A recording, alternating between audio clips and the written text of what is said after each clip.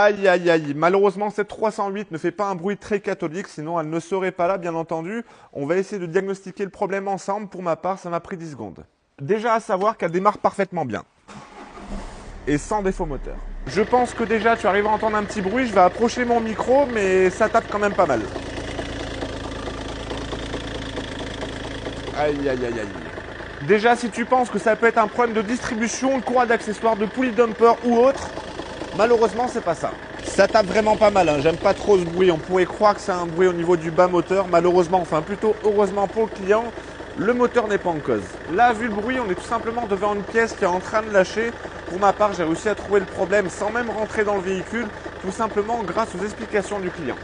Tout simplement parce que le client a su m'expliquer qu'il y avait effectivement un gros bruit au niveau du compartiment moteur, mais que ce bruit s'arrêtait dès qu'on appuyait sur la pédale d'embrayage. C'est beaucoup mieux. Donc tu l'as compris, le problème est situé au niveau de l'embrayage. Par contre, après à savoir quelle pièce est défectueuse, est-ce que c'est la butée d'embrayage qui est en train de lâcher? Malheureusement non, une butée d'embrayage défectueuse ne produit pas ce genre de bruit-là. Ensuite, est-ce que ça peut être le mécanisme ou le disque d'embrayage? Alors non, pas du tout. Au pire, on aurait des problèmes de passage de vitesse, mais pas un gros bruit comme ça. Après, est-ce que ça peut être le volant moteur, en l'occurrence le volant moteur bimasse?